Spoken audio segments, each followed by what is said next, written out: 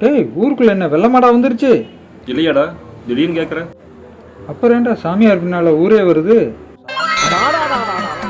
என்ன வெயில் என்ன வெயில். ரொம்ப நாளாக நம்ம ஊரில் குடிக்கிறதுக்கும் தண்ணி இல்லை, ஆற்றுலையும் தண்ணி இல்லை.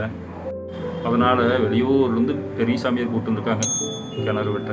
அடப்பாவிகளா, இந்த காலத்துலேயும் இந்த மாதிரி ஃப்ராடு சாமியார்கள் நம்பிட்டே இருக்கிறீங்களாடா? என்ன மத்தியான நேரத்துல அமாவாசை நடந்து வருது?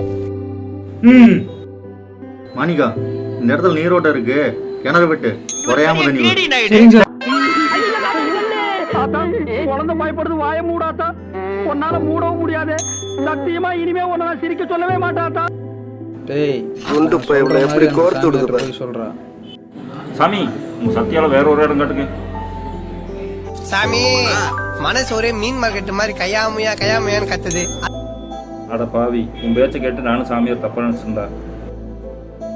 டேய் அந்த சாமியாரை விட நான் நல்லா நீரோட்டம் பார்ப்பேன்டா. இன்னும் 3 அடி எடுத்து வச்சதையும் அங்கேயும் நீரோட்டம் இருக்குதுன்னு அந்த சாமியார் குண்டு சொல்லுவாங்க. பைப்ல எப்படி கோர்த்து விடுது பாரு. அவர் கண்ண பாரியா, அவர் கலர பாரியா. மாணிக்கா, சாமி அடி ஆறே விடுது, கிணறு வெட்டிடு. அது அந்த ஆளோட சக்தியில வரலடா, அங்க பாடுறா திருக்கு பயப்புல. அப்படி நடு தண்ணியில போய் நில்லு, நிம்மதியான இடத்துக்கு போய் சேர்ந்து.